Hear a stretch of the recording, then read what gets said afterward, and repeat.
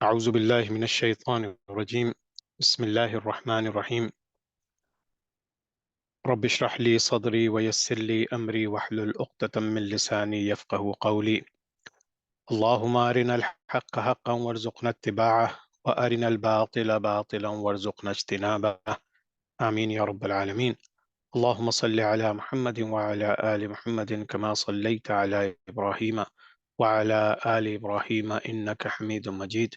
اللهم بارك على محمد وعلى آل محمد كما باركت على إبراهيم وعلى آل إبراهيم إنك حميد مجيد. بسم الله الرحمن الرحيم. السلام علیکم ورحمۃ اللہ وبرکاتہ. آج ہم انشاءاللہ اپنی اسلامک ہسٹری شارٹ کورس جو ہے اس کو کنٹینیو کرتے ہوئے آج ہمارا پارٹ 6 ہے، جس میں ہم عباسی خلافت کے بارے میں ڈسکس کریں گے. اس سے پہلے ہم نے عباسی خلافت سے پہلے ہم نے مختلف ٹاپکس پہ ذکر کیا تھا، جن میں سے کہ کریشن آف دا یونیورس ہے. اس کے بعد پھر ہم نے اللہ تعالیٰ کے پیغمبروں کا ذکر کیا تھا، حضور صلی اللہ علیہ وسلم کی سیرت کا ذکر کیا تھا، پھر خلفاء راشدین کا ذکر ہوا، اور اس کے بعد لاسٹ سیشن میں ہم نے امیت خلافت کے اوپر بات کی تھی. آج جو ہے ہم انشاءاللہ عباسی خلافت پہ بات کریں گے.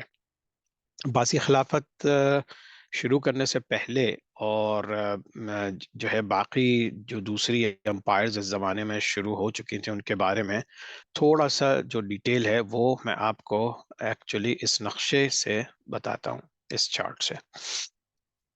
دیکھیے، حکومتوں کے لحاظ سے دیکھا جائے تو حضور صلی اللہ علیہ وسلم کے زمانے میں مسلمانوں کی مدینہ میں حکومت قائم ہوئی.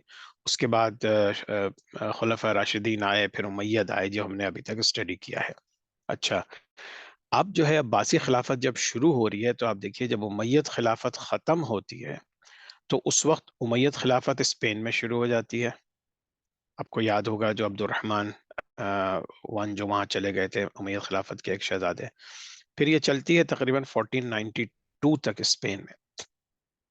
لیکن دوسری طرف ہم دیکھتے ہیں کہ یہ سمانید امپائر ایران کی طرف، فاطمید امپائر ایجپٹ میں، سلجوقس یہ بھی جو ہے وہ ایسٹ سے آ کے یہ مین مڈل ایسٹ کے ایریے میں آ کے ان کی بھی حکومتیں قائم ہو گئی تھی. پھر روم کی طرف جا کے، یعنی رومن امپائر کی طرف جا کے سلجوق کی ایک حکومت قائم ہوئی تھی. پھر ہم نے دیکھا کہ مملوکس جو تھے وہ بھی ایجپٹ میں ان کی اپنی ایک حکومت تھی. الخانیتس یہ بھی جو سمجھے نارتھ ویسٹرن ایران کا ایریا جو ہے وہاں سے، اور تھوڑا سینٹرل ایشیا کا ایریا، یہاں پہ یہ حکومت قائم ہوئی تھی. اس کے علاوہ امید امپائر کے اندر ہی المورود اور الموہدس جو کہ پھر دوبارہ موراکو سے آئے تھے ان لوگوں کی ہیلپ کرنے، وہ لوگ آئے تھے. پھر عباسی خلافت جب یہاں پہ ختم ہوئی ہے تو پھر یہ جو سمجھیں کہ عراق میں یا جو مین ایریا تھا وہاں پہ جب ختم ہوئی ہے، جب منگولز نے آ کے ان کو تباہ کیا ہے، تو پھر یہ لوگ موو ہو گئے تھے ایجپٹ میں. اور ایجپٹ میں پھر ان کی ایک سمبولک حکومت تھی جو کہ مملوکس کے انڈر تھی. تو باقی چیزیں پھر ہم اس کے بعد پڑھیں گے کہ جو باقی آئیں گی. تو اپنے ذہن میں یہ رکھیے کہ ابھی تک جو حکومتیں تھیں وہ صرف ایک اسلامی حکومت تھی پوری دنیا کے لیے، جہاں پہ لوگ they looked up to them. لیکن اب جو ہم سلسلہ شروع کر رہے ہیں اس میں انشاءاللہ ہم کوشش کریں گے کہ عباسی خلافت کے ساتھ کچھ ذکر باقی امپائرز کا بھی کر دیا جائے، لیکن یہ کہ جن کا رہ جائے گا ان کو پھر ہم آٹومن امپائر سے پہلے انشاءاللہ تعالی ان کا ذکر شروع کریں گے. اچھا جی، تو خلافت بنو عباس جو ہے ان کا جو امیت خلافت کا جو ریزن تھا ختم ہونے کا، وہ میں نے لاسٹ ٹائم بھی آپ لوگوں کے ساتھ ذکر کیا تھا کہ عرب عجم کا سلسلہ تھا. بہت زیادہ جو ایلیٹ گروپ تھا وہ لوگ غریبوں پہ حاوی رہتے تھے، کوئی ان کا پرسان حال نہیں تھا. خارجائٹس جو ہیں وہ اسٹل سوسائٹی میں تھے اور بہت زیادہ ریڈیکلز تھے، تو وہ کوشش کرتے تھے کہ ہمیشہ اس گروپ کے ساتھ مل جائیں کہ جہاں پہ ایکسٹریمزم ہو رہا ہو، اور چیزوں کو بھڑکاتے تھے. اسی طرح سے جو اہل بیت تھے یا جو شیعہ حضرات تھے انہوں نے جو ہے وہ بیک گراؤنڈ میں تھے، لیکن یہ کہ بنو امیہ کے خلاف رہے مسلسل، اور بنو امیہ ان کے خلاف رہا. لیکن جو عباسی حکومت اب قائم ہو رہی ہے تو یہاں پہ اب عباسی حکومت والوں نے جنہوں نے قائم کر رہے ہیں وہ اہل بیت کو بھی اپنے ساتھ ملا لیتے ہیں، یہ کہہ کے کہ ہم بھی اہل بیت میں سے ہیں اور آپ لوگوں کے ساتھ مل کے ہم حکومت آپ ہی کو دیں گے جب ہماری حکومت آ جائے گی. تو دیکھیے جس طرح میں نے پہلے ذکر کیا تھا کہ جو سچویشن تھی وہ یہ تھی کہ شیعہ جو ہے وہ سپریسڈ ریلیجس مائنورٹی آف اسلام تھے، پرشینز جو تھے وہ سپریسڈ ایتھنک مائنورٹی آف اسلام تھے کیونکہ وہ نان عرب تھے. شیعہ جو تھے وہ they were against all previous religious establishments. Persians جو تھے وہ they were all they were against the Arab political establishment. ٹھیک ہے، تو اب یہ سارے جو پاور گروپ بن رہا ہے اس نے مل کے پھر امید امپائر کو گرایا تھا. سو انہوں نے جو ہے وہ ریبیلین وغیرہ سٹارٹ ہوئی اور آہستہ آہستہ امیہ امپائر بھی بہت ویک ہو چکی تھی آخر میں، تو پھر انہوں نے حکومت لے لی. عباسی حکومت جو ہے یہ سمجھے دو حصوں میں بٹتی ہے. پہلے حصے میں تقریباً 37 خلفاء ان کے آئے 1258 تک، 750 سے 1258 تک. اور پھر دوسرے میں جب ان کی حکومت یہاں سے ختم ہو گئی تو پھر یہ جو سمبولک خلافت تھی وہ قاہرہ میں یعنی ایجپٹ میں چلی گئی، لیکن وہاں پہ مملوکس کی حکومت تھی تو صرف جو ریلیجس افیئرس تھے وہ یہ عباسی خلفاء دیکھتے تھے، باقی ان کے پاس کوئی پاور نہیں تھی. اچھا، یہ ایک لسٹ میں نے آپ لوگوں کے لیے بنائی ہے جس میں آپ کو عباسی خلافت کے جو خلفاء تھے ان کی ایک سیکوینشل لسٹ آپ کو نظر آ جائے گی. سب سے پہلا ابو العباس عبد الصفاح تھا، پھر ہم دیکھتے ہیں کہ یہ سارے منصور، مہدی، ہادی، ہارون رشید، امین الرشید، مامون الرشید اور معتصم باللہ. اس کے بعد یہ سلسلہ چلتا رہا اور اگر آپ کاؤنٹ کریں تو یہ تقریباً 37 ہو جاتے ہیں. اچھا، اب جو ہے یہ حضرت عباس رضی اللہ تعالیٰ عنہ جو حضور صلی اللہ علیہ وسلم کے چچا تھے، یہ ان کے خاندان سے یہ عباسی حکومت آئی ہے، اسی لیے اس کو عباسی کہتے ہیں. ان کا بیٹا تھا عبداللہ بن عباس، ان کے بیٹے تھے علی، اور پھر علی کے دو بیٹے تھے، ایک محمد اور ایک عبداللہ. جو محمد سائڈ کے تھے ان میں پھر سمجھیں کہ پوری کی پوری عباسی حکومت جو ہے وہ ان کے خاندان سے آئی. اور اس میں ابو العباس الصفاح تھے، ان کے تین بیٹے تھے، منصور تھے جس کو جعفر المنصور بھی کہتے ہیں، اور ابراہیم تھے.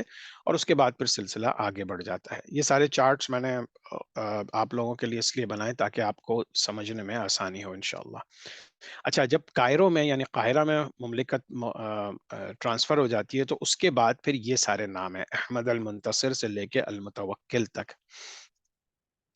اچھا، یہ ایک نقشہ ہے جس میں آپ کو عباسی کیلیفٹ، یہ مجھے انٹرنیٹ سے ملا تھا، اس کو آپ لوگ دیکھ سکتے ہیں کہ کہاں کہاں پہ عباسی خلافت پہنچی تھی اور پھر کس طرح سے وہ آگے بڑھی اور پھر کس طرح سے دوبارہ سے اس کا ڈکلائن آیا. یہ ایک بگر چارٹ ہے جس میں یہ پارٹ جو ہے یہ دیکھیں عباسی خلافت کا ہے. یہ ہاشمی ہی تھے تو عرب کی تو ان کو عرب کی بھی سپورٹ تھی، لیکن پھر یہ کہ انہوں نے مینلی اہل بیت وغیرہ کو اپنے ساتھ ملایا، تو یہاں سے پھر یہ سلسلہ شروع ہوا تھا. اگر یہ آپ لوگ اپنے ذہن میں رکھیں، باقی یہ ہاشمی ہے، یہ امیہ جو ہم نے بات کر لی، اور یہ باقی دوسرے خاندان کے لوگ ہیں ان کے. اب یہ تھوڑا سا کلوزڈ وہ ہے جس میں آپ کو ہارون رشید تک کے نام بتائے گئے ہیں. اچھا، عباس بن عبد المطلب جو تھے یہ حضور صلی اللہ علیہ وسلم کے سب سے چھوٹے چچا تھے، اور ان کی میں نے آپ لوگوں کو ڈیٹیل بتائی کہ کس طرح سے انہوں نے آگے لوگوں کے ساتھ ملنے کی کوشش کی. اچھا، اب ایک نام آتا ہے تاریخ میں ابو مسلم خراسانی کا، جو کہ عباسد گورنر تھا. یہ 748 سے 755 تھا، لیکن عباسی حکومت قائم کرنے سے پہلے اس کا جو سمجھیے کنٹریبیوشن تھا اس کا ہم تھوڑا سا ذکر کر لیتے ہیں. یہ مرف کا میں اس کی شخصیت سامنے آئی. مرف ایران کا ایک شہر ہے جو آج کل ترکمنستان میں ہے، لیکن اس وقت ایران کا حصہ ہوتا تھا.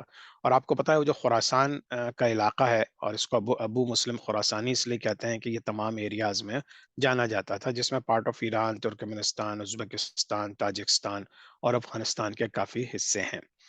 مسلم خراسانی جو ہے اس نے اپنے لوگوں کو ریکروٹ کیا، ضابط وہ عباسی لوگوں کے ساتھ تھا اور ان کو سپورٹ کر رہا تھا، تو اس نے اپنے لوگوں کو ریکروٹ کیا.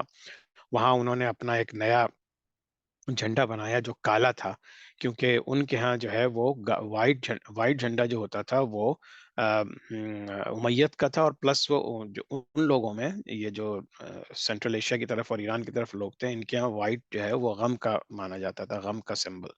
تو اینی وے اس نے سب کو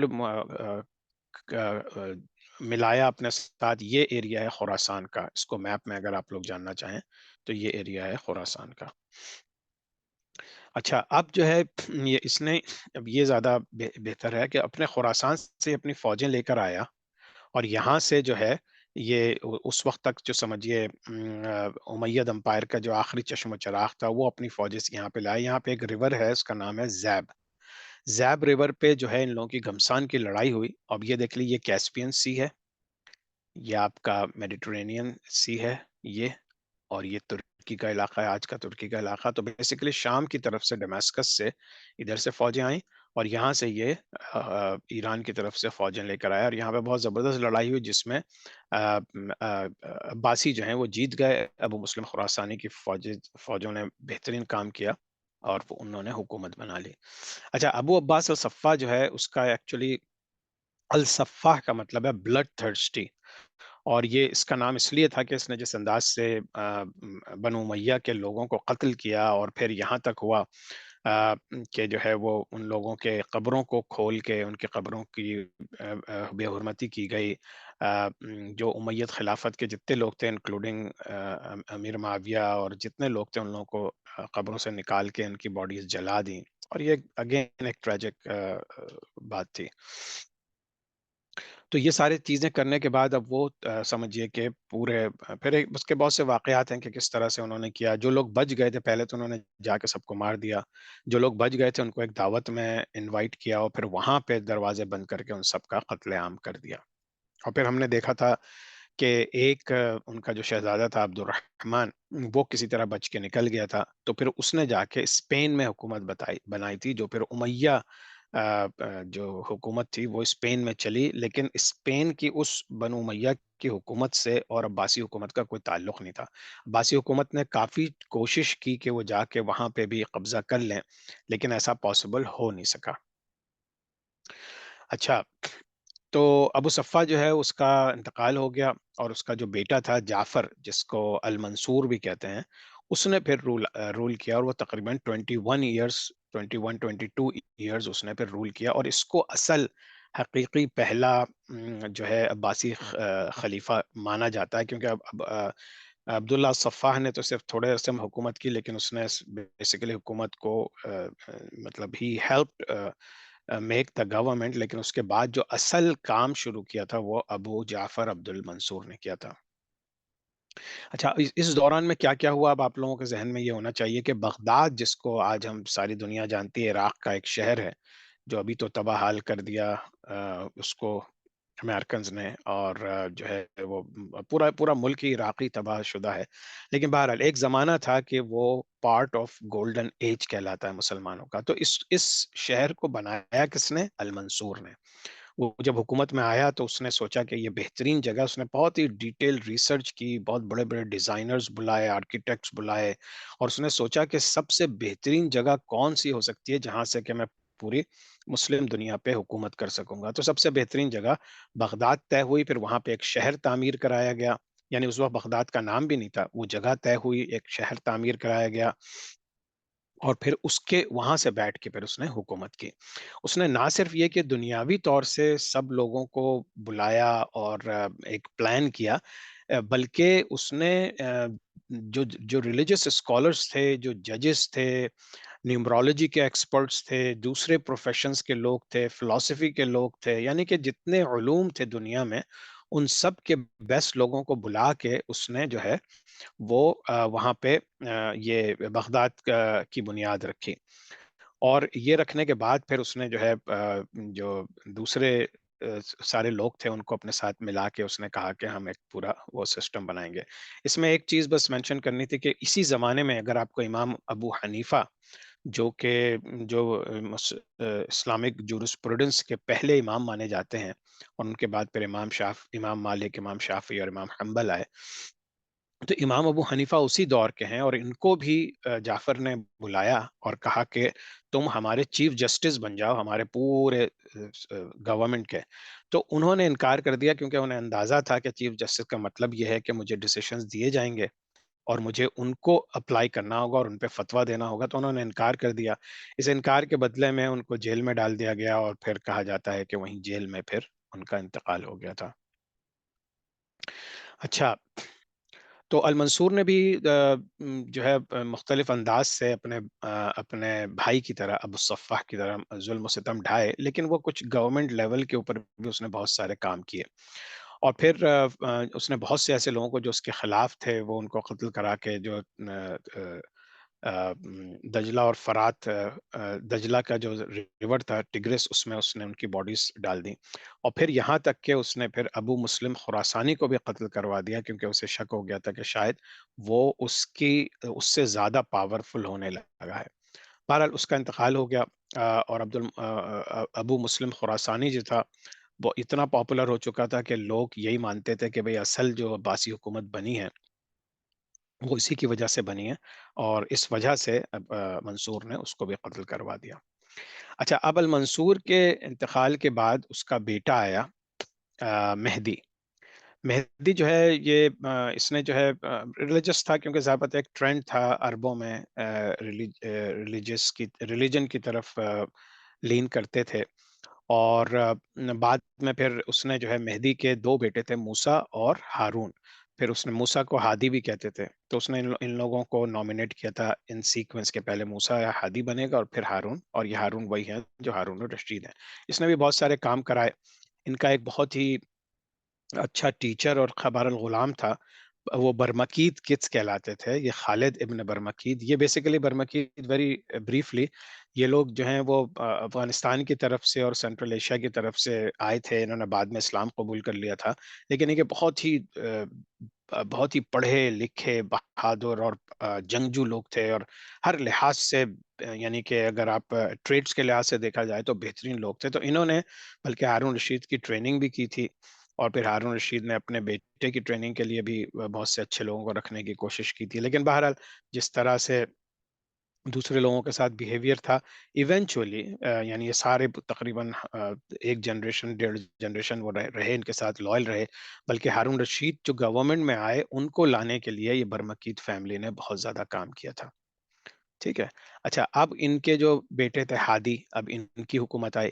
انہوں نے جو ہے حکومت کی تقریباً 1 سال صرف، اور جو ہے بہت سی چیزوں کی وجہ سے وہ اتنا زیادہ گورنمنٹ میں انوالو تو تھے، لیکن یہ کہ وہ بہت زیادہ وہ کنٹریبیوشن نہیں کر سکے جو کہ کوئی وہ کر سکتا ہے. تو یہ ساری ڈیٹیلز ہیں برمکیز کے بارے میں بھی.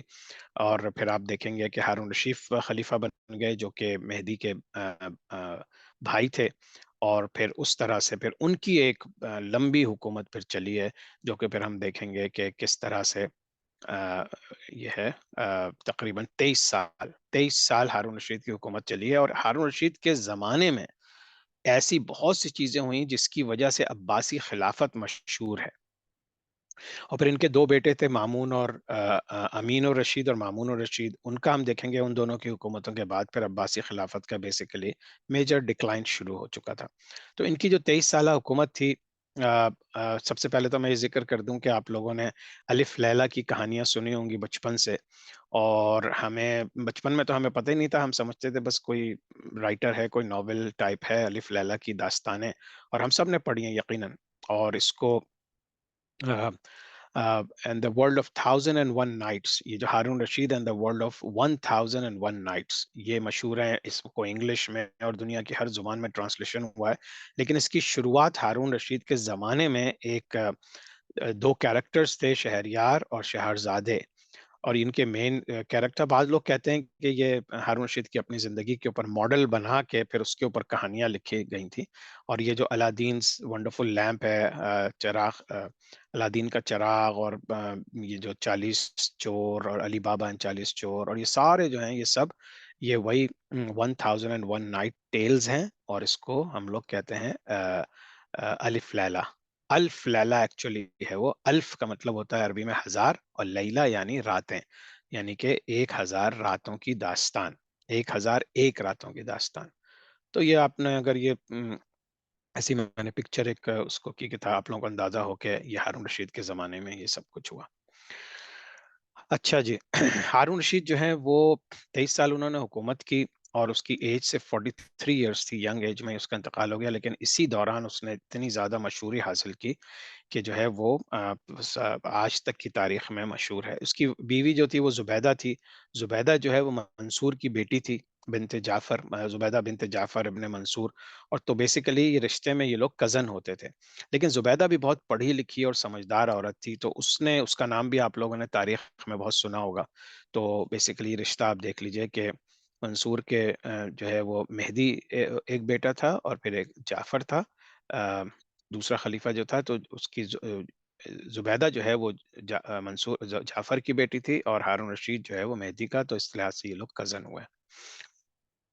اس کا اصلی نام امت العزیز تھا زبیدہ کا، اور جو ہے وہ اس نے ہارون رشید کی شادی کے بعد پھر بہت ہی اس کی بھی کہانیاں زبیدہ کی آپ کو بہت ملیں گی، ہارون رشید اور زبیدہ کی داستانیں اور حقیقت اور فسانے سب بہت زیادہ مشہور ہیں، اور کتابیں بھری ہوئی ہیں اس سے۔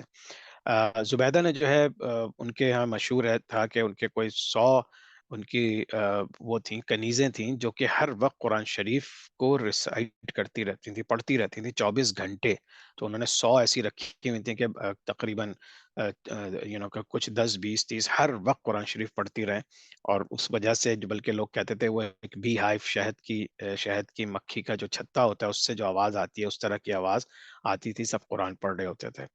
اسی طرح سے وہ جو ہیں انہوں نے بہت بڑے روڈ سسٹمز بنائے، بلکہ زبیدہ کے نام سے جو نہر زبیدہ مشہور ہے، یہ طائف کی طرف سے انہوں نے ایک وہ کھدوائی تھی، ایک نہر کھدوائی تھی، کیونکہ مکہ مکرمہ میں جب لوگ حج کرنے آتے تھے تو پانی کا بہت بڑا ایشو تھا، تو یہ زبیدہ کے نام سے مشہور ہے، اسی لیے اس کو نہر زبیدہ بھی کہتے ہیں۔ اور یہ اتنی سخت پہاڑ اور ایسے پتھر تھے کہ جن کو توڑنا، چھوٹے چھوٹے پتھروں کو ہی توڑنا محال تھا، جبکہ یہ بڑی بڑی چٹانیں تھیں جن کو توڑ کے، تو یہ ایک ورک آف آرٹ تھا، یعنی کہ اس کو ایک آپ سمجھ لیجئے کہ عام کام نہیں تھا، لیکن زبیدہ کے کمٹمنٹ سے اور ہارون رشید کے سپورٹ سے یہ بھی چیزیں قائم ہو گئی تھی۔ اور اگر آپ دیکھیں کہ یہ کہاں سے جو ہے وہ پانی جو ہے کہاں سے کہاں پہنچایا گیا، حرم شریف سے پھر مینا، یہ جہاں پہ حج ہوتا تھا، مینا، مزدلفہ، عرفات، یہ تینوں حج کی جگہیں ہیں، یہاں پہ مکہ مکرمہ تک پانی لایا گیا طائف کے راستے سے، اور پھر یہ سارا یہاں پہ ہے۔ اس کی آپ اگر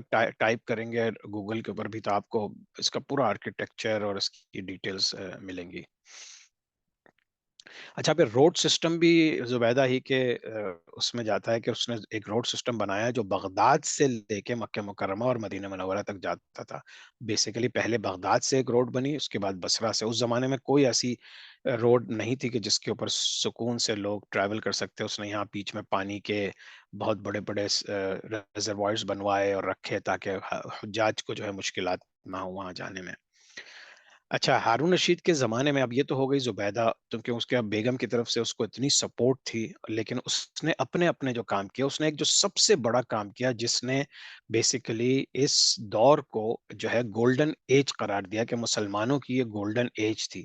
ایک مسلمانوں کی گولڈن ایج آئی ہے عراق میں، بغداد میں، اور ایک آئی ہے اسپین میں جس کا ذکر ہم کر چکے ہیں، لیکن یہ جو گولڈن ایج تھی اس میں بیسیکلی اس نے سب سے پہلے یہ جو ایک سٹی بنائی، اس کی شاید تصویر آگے کسی جگہ آئے گی، تو بالکل گول سی سٹی تھی جو جعفر نے بنائی تھی، اور اس میں اس طرح سے ساری چیزیں سیٹ اپ تھیں کہ چاروں طرف ریور اس نے پانی لے کر آیا تھا، بیچ میں مسجد تھی، تو ہر گھر سے مسجد کا راستہ برابر تھا، تو بہت ہی بیوٹیفل جو ہے کنسٹرکشن تھی۔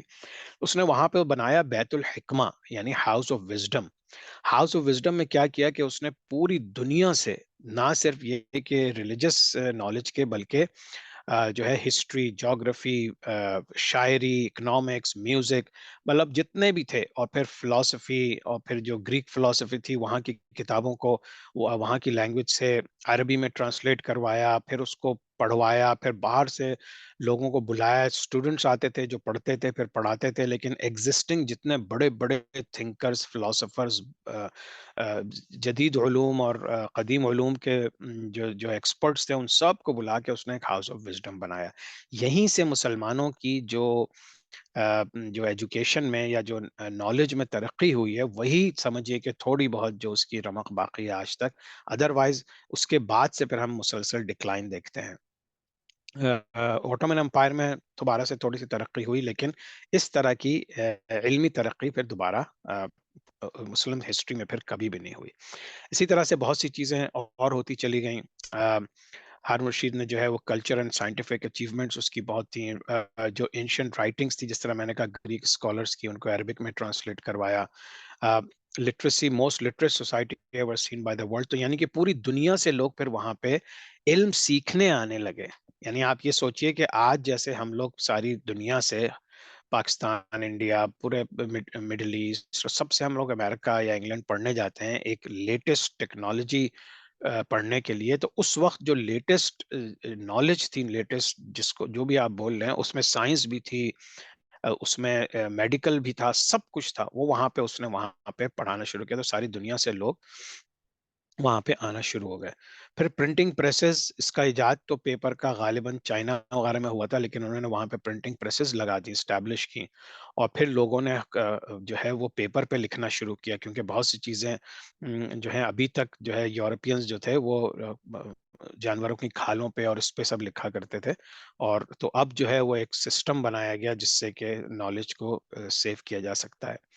اب جیسے جو بلڈنگز تھیں، انجینئرنگ میں بلڈنگز، پیلسز، جو شاہی خانے تھے، اسکول تھے، ایجوکیشنل انسٹیٹیوشن، بلڈنگز تھیں، سب روڈ سسٹم تھا.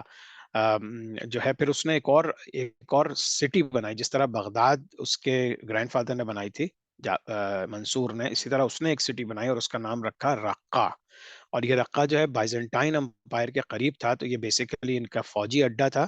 یہ یہاں سے جا کے اپنا ایک فوجی پریزنس رکھتے تھے تاکہ بائزنٹائن یا رومن امپائر ان کی طرف نہ آ سکیں، اور ہر سال یہ جا کے ٹریڈیشنلی باقاعدہ ان لوگوں کو ہراتے تھے، مال غنیمت لاتے تھے، اور میک شیور کرتے تھے کہ وہ لوگ پیش قدمی اس طرف نہ کریں. اس نے جو ہے 771 میں یہ سٹی بنائی، اور پھر اپنے لوگوں کو، بلکہ شاید غالباً ابھی ہم ذکر کریں گے، اس کا انتقال بھی اسی جگہ ہوا تھا. اچھا، یہاں سے بائزنٹائن والے وہ کرتے رہتے تھے، اور جو ہے بہت لوگوں کو مشکل ہو جاتی تھی. لیکن یہ کہ اس نے یہ ساری جو کیمپینز تھیں، جو ایکسپیڈیشنز تھیں، وہ کر کے رومنس کو دور رکھا. اس کے پاس جو ہے چونکہ بہت امیری تھی، دولت ہی دولت تھی، بہت لگژری لائف بھی اس نے گزاری. 806 میں ایک بازنٹائن ایکسپیڈیشن میں وہ خود گیا، اور پھر جب واپس آیا تو اسے ایک بیڈ نیوز ملی کہ خراسانی Arab noble grandson of last Umayyad governor of Khorasan launched a large scale rebellion. وہ اس نے یہ ملی، لیکن یہ کہ اس نے بہت جو ہے بہادری کے ساتھ لڑا، خود جا کے لڑا، لیکن وہاں سے واپسی میں پھر اس کا انتقال ہو گیا. تو یہ 23 سال کی حکومت اس کی ختم ہو گئی. اور اس سے پہلے جو ہے جو لاسٹ حج اس نے کیا تھا، اس نے سب لوگوں کو بلایا تھا اور اپنا ایک سمجھے کراؤن پرنس بنانے کا ایک پورا اناؤنس کیا تھا کہ اب آگے پلاننگ کیسے ہوگی، کون سا میرا بیٹا پہلے بنے گا، کیونکہ ان کے اس کے 3 بیٹے تھے، امین الرشید، حمین الرشید، مامون الرشید اور معتصم باللہ. تو اس نے امین کو پہلے بنایا. امین کی والدہ جو تھی وہ تھی زبیدہ، اور پھر یہ جو مامون تھا ان کی والدہ کوئی وہاں کی تھیں، ایران کی طرف کی تھیں. تو عرب لوگوں کا جھکاؤ امین کی طرف تھا، حالانکہ ہارون رشید سمجھتا تھا کہ مامون زیادہ کیپیبل ہے. لیکن بہرحال وہ اس کی وہ وائف کو بہت چاہتا تھا. ان کی چاہت کی داستانیں باقاعدہ جو الف لیلہ میں مشہور ہیں، وہ انہی لوگوں کو سمبولکلی یوز کیا ہے. تو اس طرح سے یہ چیزیں وہ ہو گئی. اچھا، اب اس نے جو ہے جب ڈیوائڈ کیا تو اس نے دیکھ لیا تھا کہ عرب کی سپورٹ جو ہے، عرب اور سنی مسلمان جو ہیں وہ امین کو سپورٹ کرتے ہیں، اور مامون جو ہے چونکہ اس کی والدہ پرشیا کی تھی تو اس کو وہاں کے لوگ سپورٹ کرتے ہیں. تو اس نے اس طرح ڈیوائڈ کر دیا کہ امین خلیفہ ہوگا، امین الرشید، لیکن یہ کہ اس وقت جو پرشین علاقے ہیں وہ مامون ڈیل کرے گا، لیکن اسٹل امین مین خلیفہ ہوگا. تو اب یہ ساری چیزیں اس کی زندگی میں ڈیسائیڈ ہو گئی تھی. بہت امیر آدمی تھا، اس نے بہت پیسہ دولت خوب چھوڑی. اچھا، اب امین الرشید کا دور آتا ہے. امین الرشید کا دور اگر آپ دیکھ لیجئے کہ یہ جو ہے یہ جو آپ کو علاقہ اورنج علاقہ نظر آ رہا ہے، اور جو ہے اس میں تھوڑا تھوڑا ان لوگوں کا اثر تھا. لیکن بہرحال اب عباسی حکومت اس کے دوران، جیسے میں نے بتایا، بہت سی دوسری مسلمان حکومتیں ادھر ادھر آ چکی تھی. امین جو ہے زبیدہ کا بیٹا تھا، ہاشمی فیملی تھی، عرب تھے، اور لیکن یہ کہ وہ کوئی اتنا زیادہ اپنا مطلب فرم ڈیسیشن لینے والا نہیں تھا، پیسے وغیرہ بہت خرچ کرتا تھا، تو اس نے خلیفہ تو بن گیا، اور ظاہر سی بات ہے وہ زبیدہ کی وجہ سے بنا، کیونکہ زبیدہ اتنی انفلوئنشل تھی، اور پلس وہ چاہتی تھی کہ اس کا بیٹا ہی خلیفہ بنے۔ تو لیکن ہارون رشید سمجھتا تھا، لیکن بہرحال یہ اس نے ڈیسیشن لیا۔ آ، آ، آ، اچھا، یہ ساری چیزیں جو ہے، چونکہ زبیدہ کا اتنا انفلوئنس تھا، اس وجہ سے وہ بن تو گیا، لیکن یہ چیزیں زیادہ اچھے طریقے سے چل نہیں سکی، اور جو ہے وہ پھر بغداد کی طرف چونکہ یہ تھا، پھر اس کو آ کے مامون رشید کی فوجوں نے، کیونکہ وہ دیکھ رہے تھے کہ پوری پوری خلافت کو تباہ کر رہا ہے، تو مامون رشید کی فورسز نے آ کے اس کو پکڑا، اور پھر قید میں ڈالا، پھر اس کو قتل کر دیا گیا، زبیدہ کو بھی اریسٹ کر لیا تھا، اور پھر وہ مسلم ٹیریٹریز کے باہر اس کو بھیج دیا تھا، اس کا کیا حشر ہوا اللہ عالم۔ لیکن امین کے جو دو بیٹے تھے وہ مامون نے جو ہے اپنے سمجھے گود لے لیا، اور اس نے پھر مامون نے ان کی تربیت خود کی اپنے ہاتھوں سے۔ امین کی جو ہے وہ ایج تقریباً 28 ایئرس تھی۔ تو اب آپ ذہن میں رکھ رہے ہیں نا، تاکہ ڈونٹ گیٹ لاسٹ، کہ بھئی یہ جب عباسی حکومت آئی تو جو ہے ابو الصفاح تھا، پھر اس کا بھائی منصور تھا، منصور کا بیٹا غالباً مہدی تھا، پھر اس کا بیٹا ہادی تھا، ہادی کے 3 بیٹے تھے، ان میں سے ایک ہارون رشید تھا، اور اس کے پھر 2 بیٹے تھے، امین الرشید اور مامون الرشید۔ تو یہیں تک جو ہے یہ چیزیں مشہور ہیں، اس کے بعد پھر اتنے زیادہ نون لوگ آئے نہیں۔ اچھا، مامون رشید کی حکومت میں پھر اس نے بہت اچھے بڑے بڑے کام کیے، کیونکہ وہ ٹرین تھا، حافظ قرآن تھا، بہت ہی بہادر تھا، اور یہ جو برمکیز فیملی تھی انہوں نے اس کو ٹرین کیا تھا۔ تو بلکہ علامہ جلال الدین سیوطی آپ سب جانتے ہوں گے، انہوں نے اپنی بک میں لکھا تھا کہ in the entire family of Banu Abbas Mamun was the most confident, knowledgeable, intelligent, clever, brave and politically aware leader. تو انہوں نے مطلب ایک دیندار آدمی تھے، اور اتنے پہنچے ہوئے بزرگ تھے، انہوں نے اس باقاعدہ مامون کے بارے میں لکھا تھا، اور یہ بات تاریخ میں ملتی ہے کہ مامون ہارون رشید کے بعد اگر کسی نے بیت الحکمہ اور ان چیزوں کو آگے بڑھایا ہے، اور پھر وہ جو ایک لیگیسی تھی ہارون رشید کی، اور جو گولڈن ایج تھی اس کو کنٹینیو کیا ہے، تو وہ مامون الرشید تھا، بلکہ بہت چیزوں میں اس نے مزید بھی ترقی کی تھی۔ مامون رشید کی جو ماں تھی وہ ایک مجوسی غلام عورت تھی، اس وجہ سے وہاں کے لوگوں کا اس کی طرف زیادہ جھکاؤ تھا۔ تو بہرحال تو مامون رشید جو ہے وہ اس نے بہت اچھی حکومت کی، لیکن اس کے بعد اس کا بھی ایک سفر میں جا رہا تھا، وہاں سے واپسی پر اس کا بھی انتقال ہو جاتا ہے۔ اچھا، اب آپ یہ دیکھیے تھوڑا سا نقشے میں کہ یہ عباسید ایلیجنس ہے۔ اب عباسی کی اپنی حکومت تو تقریباً سمجھیں ڈکلائن پر ہے، لیکن یہ کہ فاطمیز یہاں آ چکے ہیں، ٹھیک ہے۔ یہ فاطمیز جو ہیں یہ عرب شیعہ ہیں، کیونکہ جب ان لوگوں کی آپس میں لڑائی جھگڑا ہوا تھا تو ان لوگوں نے جب حکومتیں نہیں دیں اہل بیت کو، تو پھر وہ آہستہ آہستہ ایجپٹ کی طرف جمع ہو کے یہاں آ گئے، پھر یہاں سے تھوڑا سا ٹیونیزیا وغیرہ کی طرف گئے، تو ان کی حکومتیں ہو گئی تھیں۔ اسی طرح سے اسپین میں جو حالات چل رہے تھے وہ آپ لوگوں کو سب لاسٹ کلاس میں نے بتایا ہے، تو ان کی حکومت تو یہاں پہ غزنوید آ گئے تھے جو پاکستان اور افغانستان کے ایریے میں۔ تو سلجوقس جو ہیں وہ اس ریڈ سی کے اس پہ آ گئے، سوری پرشین گلف کے اس حصے میں آ گئے تھے۔ سلجوقس جو تھے، جو اوریجنل ٹرکس تھے، وہ آ کے کیسپین سی کے قریب موو ہو گئے تھے۔ ٹھیک ہے، اچھا، اب یہاں پہ ایک تھوڑا سا ہم ٹرن لیتے ہیں کہ اسی دوران چونکہ امام ابو حنیفہ کی پیدائش ہوئی تھی، مطلب وہ ان کو سارا سلسلہ ہوا تھا، پھر اس کے بعد امام شافعی، امام مالک، امام حنبل سب لوگ آئے، تو اس کو تھوڑا سا یہ میں سلائڈز بنائی ہیں تو آپ لوگ دیکھ لیجئے گا، لیکن بس میں شروع کرتا ہوں، یہ سمجھے ایک ڈفرینٹ ٹاپک ہے، لیکن اس لیے ذکر کر رہے ہیں کہ یہ اسی عباسی حکومت کے دوران سب کچھ ہوا۔ تو فقہ کیا چیز ہے، یعنی جورس پروڈنس جسے کہتے ہیں نا، کیونکہ آج دنیا کے سب سے زیادہ جو اختلافات ہیں وہ فقہ کی بیسس پر ہی ہیں۔ یعنی جتنے یہ ہمارے فقہ نظر آتے ہیں نا، کہ یہ جتنے مطلب فقہ ہم کسے کہتے ہیں آج کل کے لحاظ سے، جو امام ہیں، جن میں یہ صرف 4 امام تو مشہور ہوئے، لیکن اور بھی بہت سی فقہ موجود ہیں۔ تو اینی وے، جورسپروڈنس کہتے ہیں knowledge of law and its application, یعنی کسی شے کا جاننا اور اس کی معرفت اور فہم حاصل کرنا، اور پھر اس کو کس طرح سے استعمال کرنا، یعنی بیسیکلی قانون کا علم۔ قانون سے مراد اللہ تعالیٰ نے جو قانون بنایا اس دنیا کے لیے، قرآن میں جو قانون بن کے آیا، اس کی انٹرپریٹیشن حدیث کے ساتھ ملا کے جو قرآن میں چیز کلیئر نہیں ہے وہ حدیث سے دیکھی گئی، جو حدیث میں کلیئر نہیں ہے اس کو دونوں کمبینیشن میں دیکھا گیا، اور اس کے بعد پھر اقوال صحابہ اور بہت سی چیزیں. تو ان تمام چیزوں کا جو ایک سمجھیے کہ گچھا ہے وہ یہ جورسپروڈنس ہے، یعنی فقہ. اب اس فقہ میں جو ہے ٹرمینالوجی، فقہ کیا ہے یہ ہم نے بتا دیا. فقیہ وہ ہوتا ہے جو اس کی نالج رکھتا ہے.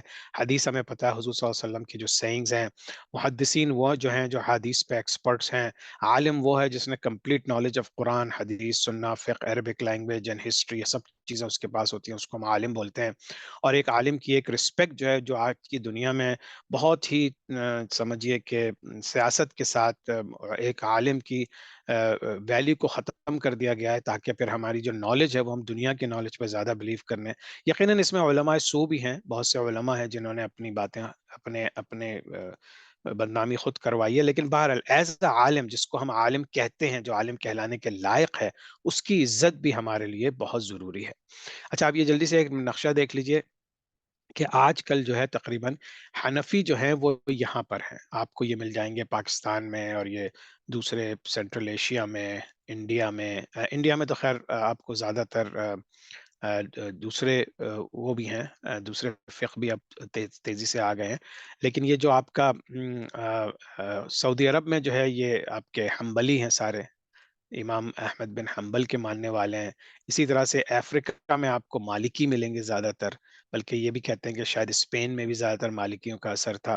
پھر یہ شافعی جو تھے یہ آپ کے افریقہ کی جو ایسٹرن کنٹریز تھی یہاں پہ پہنچ چکے تھے. پھر یہ یہیں سے سم ہاؤ ٹریولنگ شاید ہوئی تو یہ ملیشیا، انڈونیشیا، اور یہاں بھی آپ کو بہت زیادہ شافعی ملیں گے.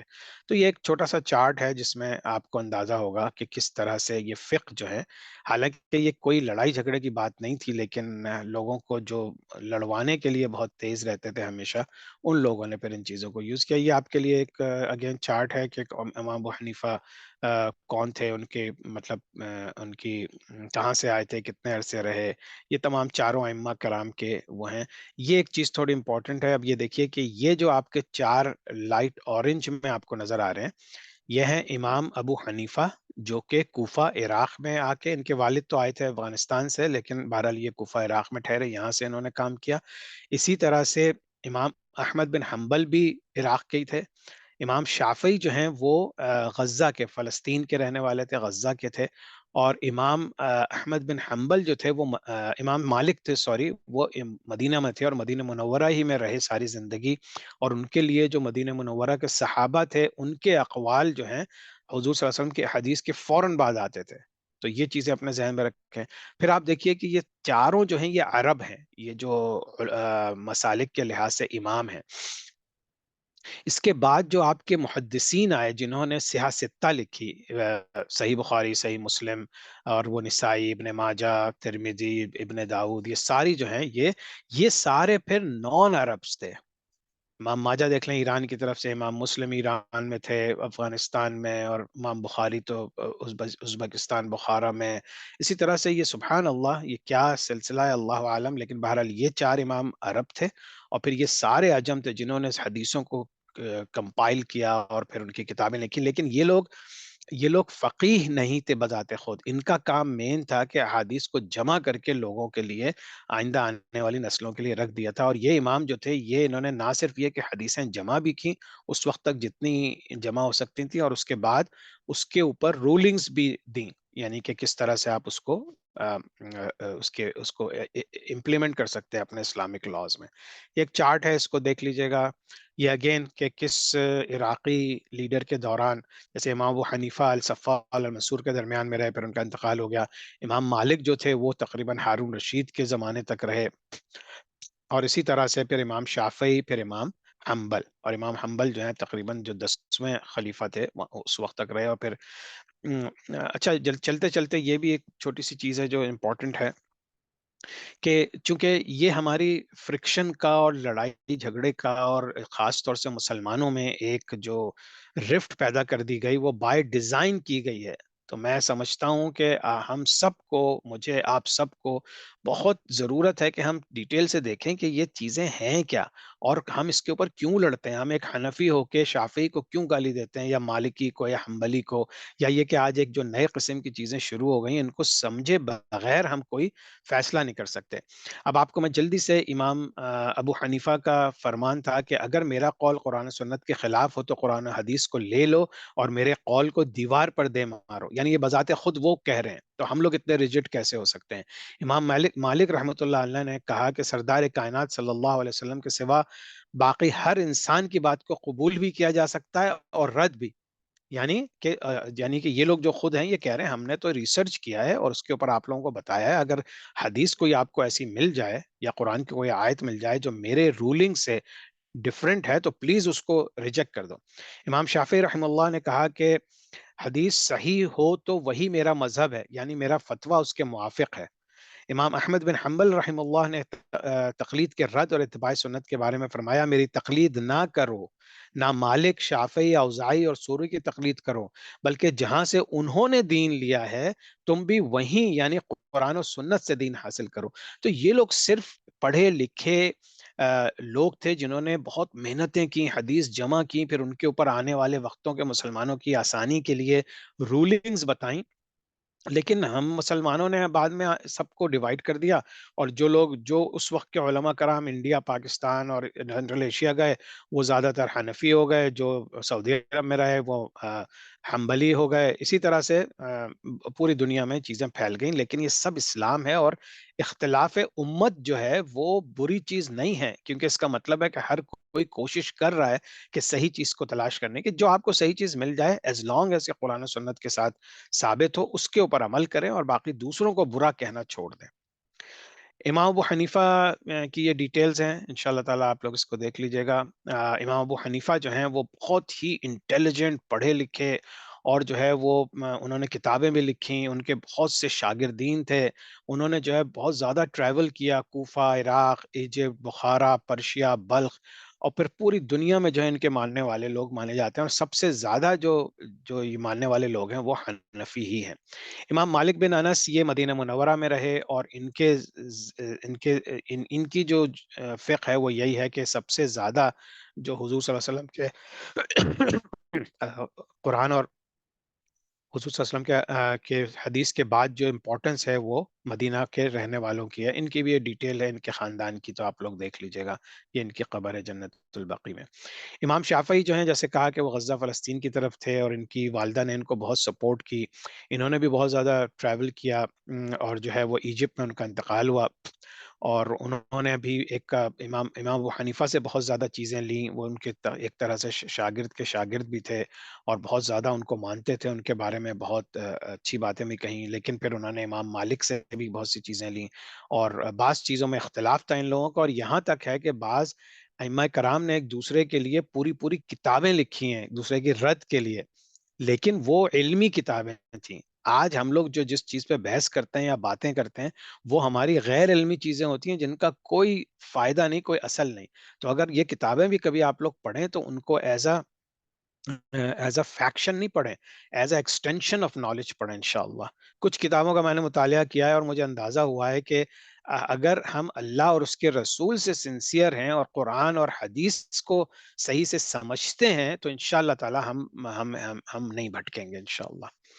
امام احمد بن حنبل جو تھے وہ جو ہیں ان کی تقریباً 75 سال ایج رہی، اور ان کے جو اسکول آف تھاٹ کہلاتے ہیں وہ حنبلی کہلاتے ہیں، وہ بہت ہی زیادہ جو ہے اپنے اپنے اعتقادات پہ پکے تھے، اور ان کو بہت ان کے اوپر ظلم کیا گیا، ان کو جیل میں ڈالا گیا، اور ان کی تو مطلب یہ چار امام کی میں نے بائی دا وے جو میری پرانی کلاس ہے جس کا میں نے آپ کو لنک بھی بھیجا تھا اس میں ان ان تمام اماموں پہ الگ الگ کلاس ہے، تو پورا پورا گھنٹے کا سیشن جو ہے امام ابو حنیفہ اور سارے لوگوں پر ہے، تو آپ لوگ پلیز اگر آپ کو مزید پتہ کرنا ہو تو انشاءاللہ اس میں دیکھ لیجئے گا۔ اچھا، اسکالرز کہتے ہیں کہ امام حنبل جو تھے وہ تین ان 8 چیزوں کے امام تھے: قرآن، حدیث، تفسیر، فقہ، عربی لینگویج، زہد و تقوی اور فقر و فاقہ۔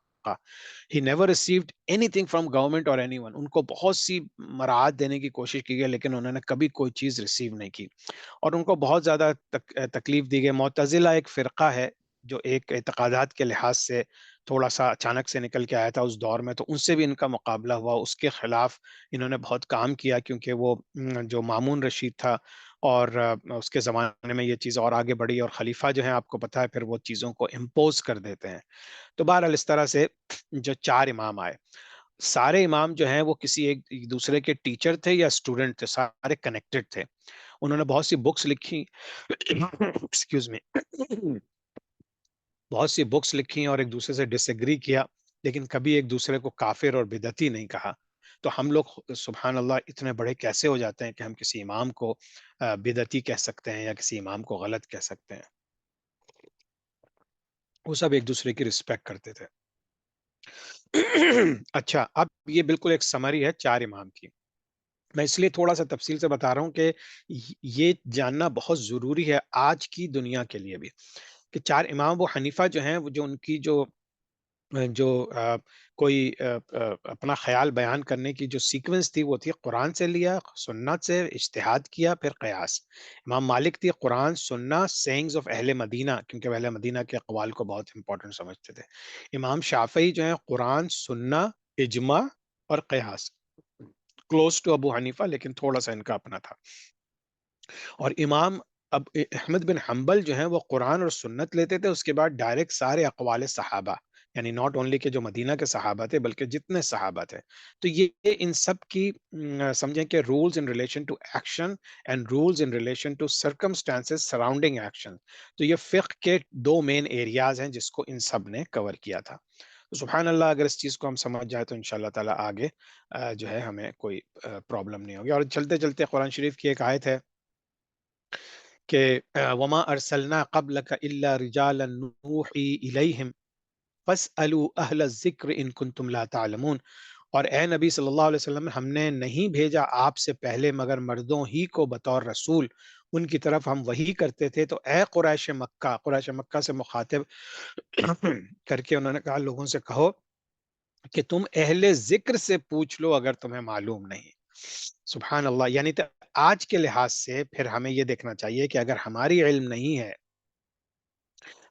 نہیں ہے اور ہم ایک عام آدمی ہیں، ہم کوئی پڑھے لکھے عالم نہیں ہیں، تو ہم 2 الگ انداز سے اپنی زندگیاں جو ہے وہ دین کو سمجھنے اور ماننے کے لیے الگ انداز سے چلیں گے۔ اور پھر ہمیں اہل ذکر کا کیا مطلب ہوا؟ آج جیسے ہم کوئی فتویٰ لیتے ہیں یا کسی لوکل مفتی سے بات کرتے ہیں تو یہ اہل ذکر ہیں۔ تو اس طرح سے انشاءاللہ تعالی ہمیں پڑھنا ہے، سیکھنا ہے اور اپنی زندگیوں کو آگے بڑھانا ہے۔ بہرحال یہ سب چیزیں ہو گئی، یہ چارٹس آپ لوگوں کو میں نے دکھا دیے، اس کو غور سے پڑھ لیجئے گا۔ پھر محدثین آ گئے۔ سوری یار، مجھے تھوڑی سی طبیعت ابھی چل رہی ہے، تو پلیز بیئر ود می۔ تو اب پھر اس کے بعد جو ہے یہ تمام چیزوں کے بعد جو امین اور مامون کے چھوٹے بھائی تھے، پھر وہ بنے تقریباً 9 سال کے لیے خلیفہ۔ اس کے بعد 31 خلیفہ اور آئے، اور اس کے بعد پھر ہم نے دیکھا کہ لاسٹ عباسد خلیفہ جو تھا وہ المعتصم باللہ تھے، جو کہ 1258 میں، یعنی جب منگولوں نے حملہ کیا تھا، اور ہم منگولز کا بھی ذکر کریں گے اگلی کلاس میں، تو اس وقت پھر ان کو منگولوں نے قتل کر دیا تھا۔ اچھا، اس کے بعد جو ہے لڑائیاں شروع ہو گئیں، شیعہ اور سنی میں لڑائی ہو گئی، حنفی اور حنبلیوں میں لڑائی ہو گئی۔ جب لاسٹ کیلف جو تھے معتصم، وہ شیعہ کے اگینسٹ گئے، تو ایک شیعہ منسٹر تھا جس نے پھر منگول ہلاکو خان کو انوائٹ کر لیا، تو اس نے آ کے پھر پورا بغداد کو تباہ و برباد کر دیا۔ تو اس طرح سے یہ چیزیں، یہ اگین کنیکٹنگ دا ڈاٹس، میں آپ لوگوں کو ایک کنیکشن دینا چاہ رہا ہوں کہ عباسی خلفاء میں بھی درمیان میں کیا کیا ہوا۔ تو ہلاکو خان نے آ کے حملہ کر دیا، پھر 3 سال کے بعد 1261 میں عباسی خلافت ری اسٹیبلش ہو گئی قاہرہ میں، جس طرح میں نے آپ لوگوں سے ذکر کیا، پھر وہاں کے کچھ عرصے چلی۔ پھر یہ وہاں پہ جو قاہرہ میں جس نے دوبارہ سے 3 سال کے بعد کی، ان کا نام تھا المستنصر باللہ، اور یہ founder of Mamluk caliphate of Cairo under Mamluks کہلاتے ہیں۔ پھر اس کے بعد 16 یہ تھے، اور پھر 16 اور خلیفہ آئے جو کہ کائرو میں آئے، اور پھر وہاں سے پھر ان کے جو لاسٹ تھے پھر وہ المتوکل اللہ تھے نمبر 3، اور پھر ان کے بعد 1517 میں آپ سمجھیے کہ عباسی خلافت ختم ہو گئی اور انہوں نے سرنڈر کر دیا، اور پھر قائرو بیس جو خلافت تھی وہ بھی ختم ہو گئی۔ تو 750 سے لے کے 1258 تک جو ہے وہ مین خلافت ادھر تھی، پھر 760 سوری پھر 1261 سے لے کے 1517 تک جو ہے خلافت قاہرہ میں رہی، اور اس کے بعد وہ خلافت ختم ہو گئی۔ اچھا، اب جو ہے یہ چارٹ میں آپ کو دوبارہ دکھا رہا ہوں، اس کو اسٹڈی کر لیجئے گا۔ یہ قاہرہ کی خلافت کے چارٹ ہیں۔ اچھا، اب ہم تھوڑا سا ریویو کر لیتے ہیں، اور اس ریویو میں پھر میں آپ لوگوں کو بتاؤں گا کہ اور کیا کیا ہو رہا تھا اس زمانے میں۔ امید خلافت اینڈ ہوئی 750 AD میں۔ امیہ سلطنت اسپین میں 756 میں اسٹیبلش ہو گئی۔ پھر بغداد کو کریٹ کیا عباسی خلیفہ ابو منصور نے۔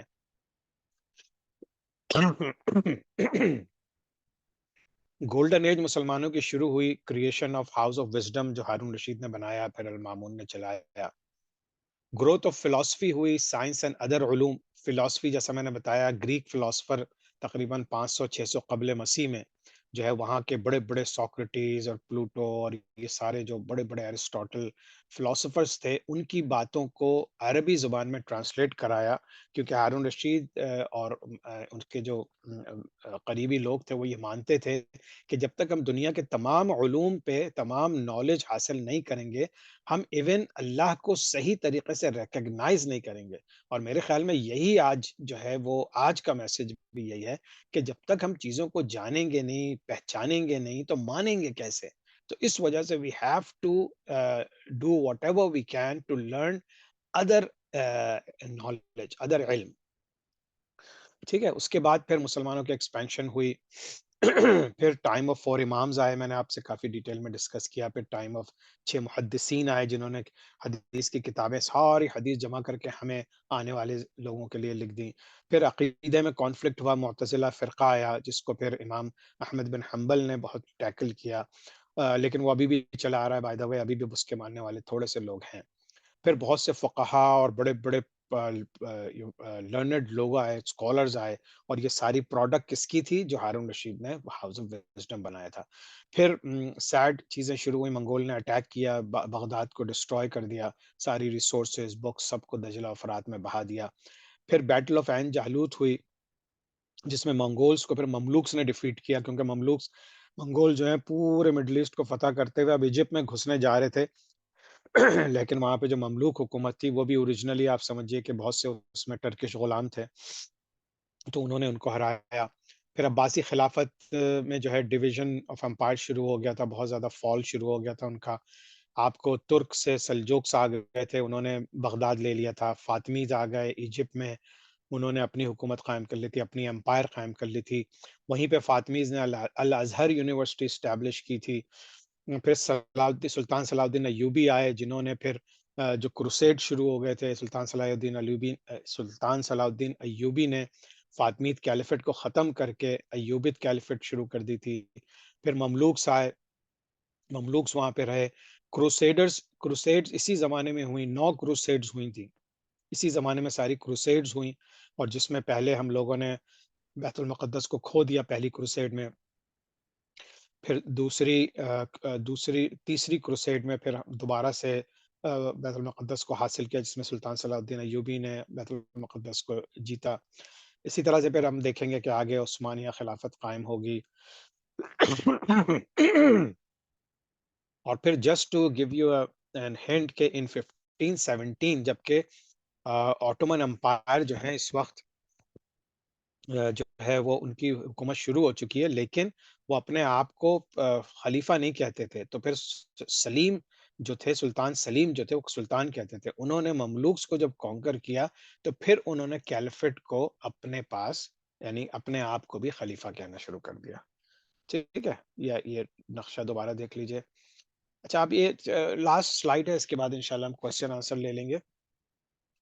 دیکھیے، فرسٹ ملینیم جسے آپ آج ہم سب کو جانتے ہیں کہ فرسٹ ملینیم کیا ہے، یعنی کہ AD 1 سے لے کے AD 1000 تک عیسیٰ علیہ السلام کا جو وقت تھا وہ بھی اسی ملینیم کا حصہ تھا۔ حضور صلی اللہ علیہ وسلم کا Rashidun caliphate, Umayyad, first 250 years of Abbasid caliphate, اور first 290 years of Muslims in Spain, یہ جو تھا یہ پورا آپ کا فرسٹ ملینیم یہ تھا، پہلے 1000 سال۔ دوسرے 1000 سال میں پھر ہم دیکھتے ہیں، کیونکہ اب بازی خلافت میں اب دوسرا 1000 سال شروع ہو گیا، مسلمز ان اسپین، اور پھر جو دوسری حکومتیں تھی، سلجوق، خوارزمین، ایوبیز، مالی میں بہت بڑی حکومت، امیر حکومت قائم ہو گئی تھی مسلمانوں کی. منگولز آئے، پھر فاطمید، مملوک، صفوید، یہ سارے، پھر دہلی سلطنت، بنگال سلطنت، مغل سلطنت، میسور امپائر، اور یہ کرتے کرتے پھر آپ دیکھیے کہ آٹومن امپائر آئے 1924 میں، ان کی خلافت ختم ہو گئی. رشین انویژن آف افغانستان ہوا. پھر جو ہے تھرڈ ملینیم یعنی کہ 2000 کے بعد پھر ہم نے دیکھا کہ 9/11 ہوتا ہے، امریکن انویژن آف افغانستان ہوتا ہے، امریکن انویژن آف عراق ہوتا ہے. پھر ایسے ہی ٹیکنالوجی میں گوگل کروم جو ہے اس نے پہلی دفعہ اپنے آپ کو انٹروڈیوس کرایا، جو آج ساری دنیا یوز کرتی ہے 2008 میں. کووڈ سٹارٹ ہو گیا 2019 میں. امریکہ نے افغانستان سے ودرا کیا 2021 میں. رشیا نے یوکرین پہ اٹیک کیا 2022 میں. اور اب ہم دیکھتے ہیں کہ اسرائیل کی انویژن آف غزہ جو ہے 223 میں شروع ہوئی، اور آج ہم 224 میں ہیں، اور ابھی تک یہ جنگ جاری ہے. اللہ تعالیٰ تمام مسلمانوں کی تمام دنیا میں حفاظت کرے، اور ہم سب کو حضور صلی اللہ علیہ وسلم کی سنتوں پہ عمل کرنے کی توفیق دے. اور اللہ تعالیٰ نے جو بھی قرآن میں ہمیں حکم دیے ہیں اور جس طریقے سے حضور صلی اللہ علیہ وسلم کی سنتوں پہ عمل کرنے کی ترغیب دی ہے، اس پہ ہم سب عمل کریں. آمین یا رب العالمین. اگلے ہفتے انشاءاللہ تعالی ہم آٹومن امپائر پڑھیں گے. اگین ہر چیز ایک دوسرے سے زیادہ امپورٹنٹ ہے. آٹومن امپائر جو عثمانیہ خلافت، یہ کب شروع ہوئی، کیسے شروع ہوئی، اور پھر یہ کب ختم ہوئی، کیونکہ یہ بھی پچھلی صدی میں جا کے ختم ہوئی ہے. تو اس کے اوپر ہم انشاءاللہ اگلی کلاس میں ذکر کریں گے. تب تک کے لیے انشاءاللہ ابھی ہم ختم کرتے ہیں اس کو. پھر ہم کوسچن آنسر لے لیتے ہیں. سبحانک اللہم وبحمدک، نشہد ان لا الہ الا انت، نستغفرک ونتوب الیک. السلام علیکم ورحمۃ اللہ وبرکاتہ.